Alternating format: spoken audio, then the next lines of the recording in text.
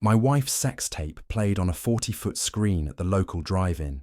The whole town saw her, saw him. By the time I got there, it was too late. I hit him once. He never got up. That was the break, the snap, the point of no return. Funny how life works. I never thought I'd end up in a place like Harrison, Iowa, population bored, married, and quietly miserable. Once, I was Garrett Holloway, Chicago software engineer, 6-figure salary, skyline views. Now, I fix broken toasters. Whole Fix It, that's my shop. Faded sign, Main Street. People bring me their dead tech and ancient junk, hoping I can breathe life back into it. Most days, I just nod, quiet, efficient. Words rationed like whiskey in a dry county. I used to talk. I used to laugh. Cassandra loved that version of me, until she didn't. Sometimes I wonder if she noticed how quiet I got, or cared. The bell above the door chimes. Tessa walks in, coffee in hand. My sister-in-law, my shop manager. Maybe the only real thing left in my life. You've been hunched over that board for hours, she says, setting the cup down beside me. Tessa's not like her sister, where Cassandra is flash, Tessa is function. Calm, where Cassandra is chaos. No audience, no performance, just steady hands and sharp eyes. Thanks, I mutter. Outside, my old Mustang waits by the curb. The last thing I still own that feels like me. Cassandra calls it childish. I call it a reminder. That night, Cassandra is throwing another party. More wine, more noise, more strangers laughing in my living room like I'm some cautionary tale. There he is, Cassandra's voice slices through the room. The garage hermit, Cole Mercer, town golden boy, real estate god, sprawls on my couch like he paid the mortgage. Some of us build the future, he says with a wink. Some of us fix the past. Laughter. But it's Tessa's eyes I feel from across the room, watching me. Like she knows this game ends badly. The drive-in massacre came the next night. That screen lit up with Cassandra and Cole like it was amateur hour in hell, skin on skin. My wife. My home-wrecked life.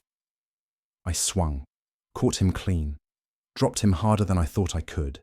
And then, blackout, whiskey, darkness. Now, light creeps across unfamiliar sheets.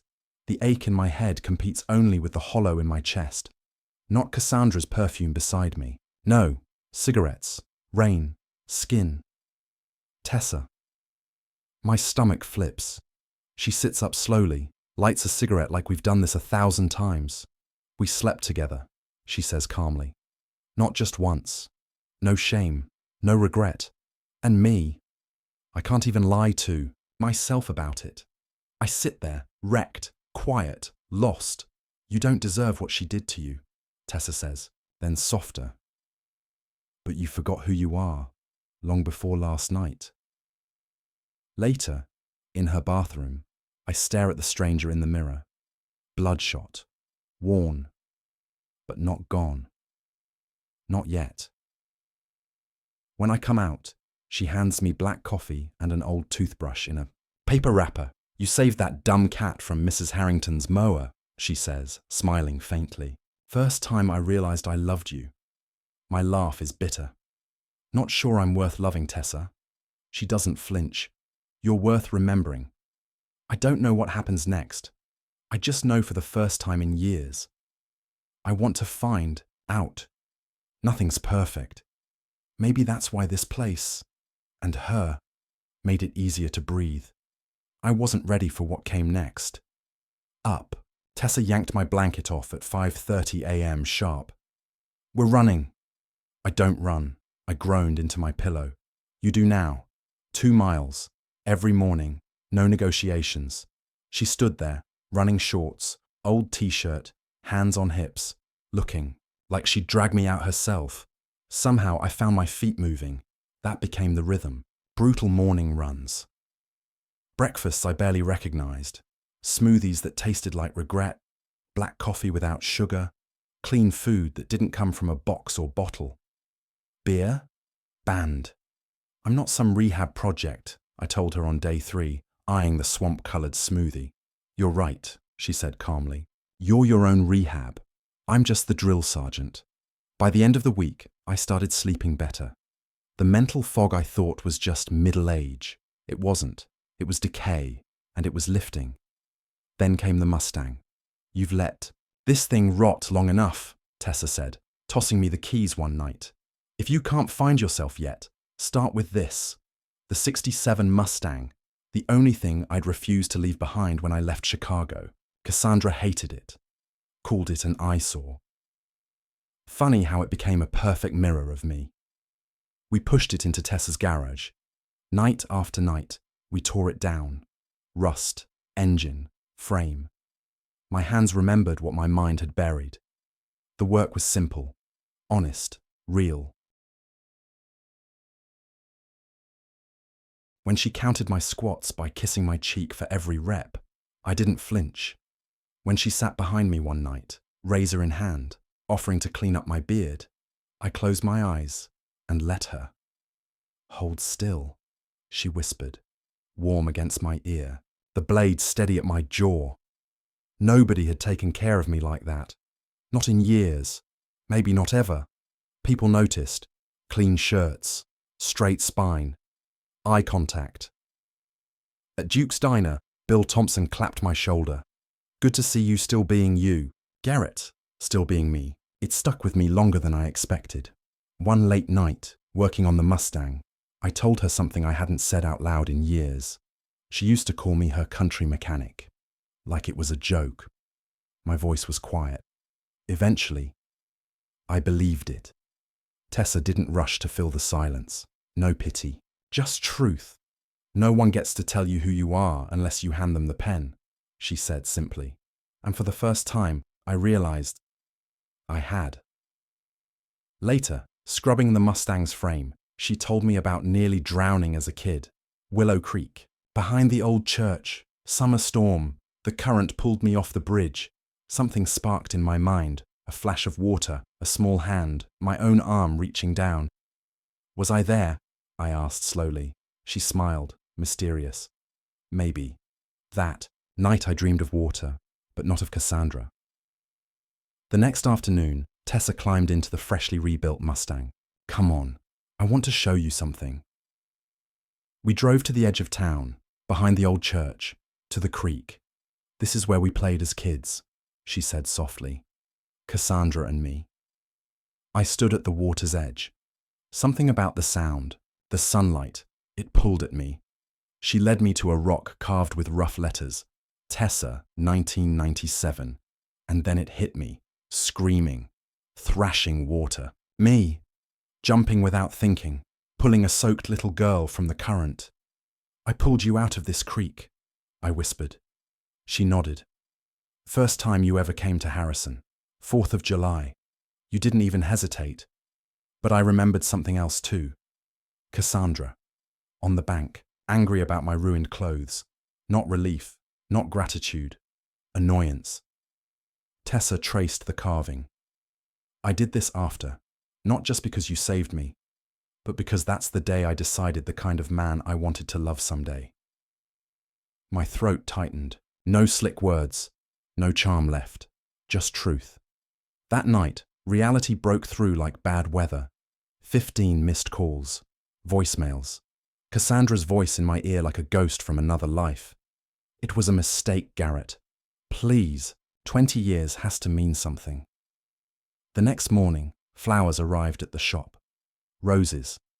My favorite, classic Cassandra, still playing to the man I used to be.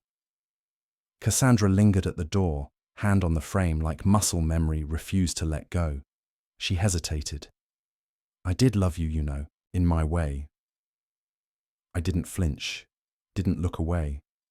I know, I said quietly, but your way broke something in me.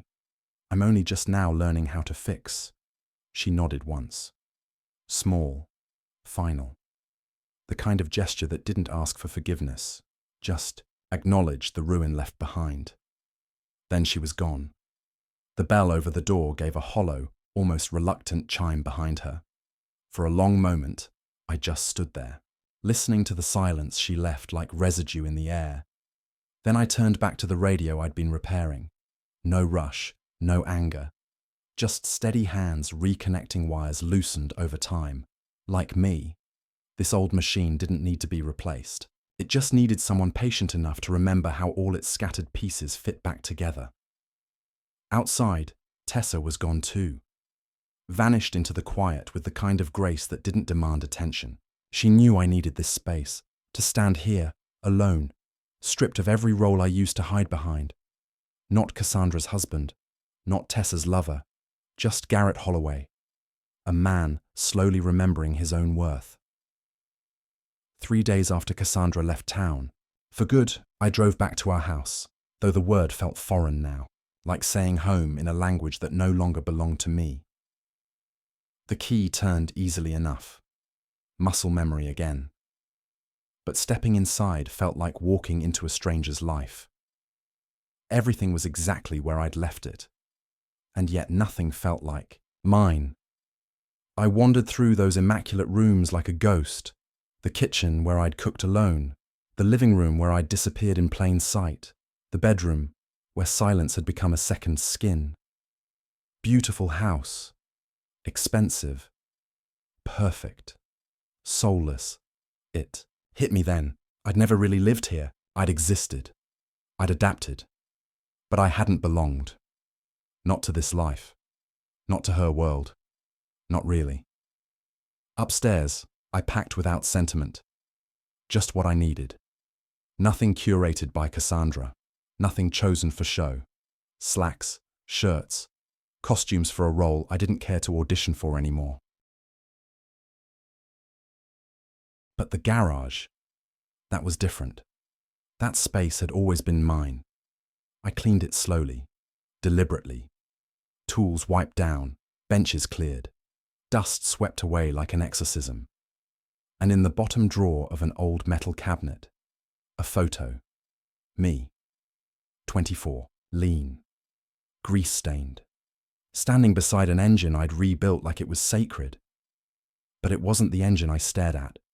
It was my eyes, fierce, uncompromising, alive. I carried the photo to the mirror, studied both faces, the kid I used to be, and the man staring back at me now, older, sure, scarred in places no one could see. But the eyes, yeah, they matched. That night, when I got back to Tessa's cottage, a small brown package sat on the porch. My name, written in her looping, steady hand. Inside, a carved piece of wood. Simple, beautiful, whole, the one I choose. My throat tightened.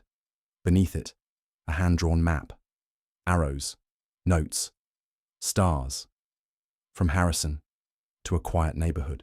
In Chicago, no instructions, no pleading words, just a direction, just a choice. When the call came later that night, Tessa's neighbor telling me she'd left suddenly for Chicago to care for her mother, I didn't panic. She hadn't called me, hadn't asked me to follow.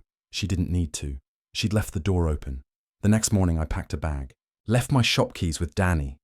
Didn't know if I was coming back. Didn't feel the need to know. I placed 3 things on the Mustang's passenger seat before I drove. The carved wood, a dried wildflower from behind her cottage, and that old photo of me beside the engine, not as a goodbye, as a reminder. Chicago hadn't changed, but I had. The noise didn't rattle me. The sharp edges didn't cut like they used to. I followed Tessa's map through side streets and memories until I found her brownstone on a tree-lined street that didn't know my name, didn't have to.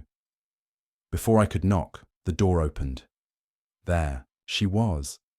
Simple sweater, faded jeans, barefoot on hardwood floors. No surprise on her face. Just that small, knowing smile that had undone me more than once. "You remembered the way," she said. "I remembered you," I answered. And when she pulled me into her arms, nothing about it felt like returning to someone else's life. It felt like coming home to my own.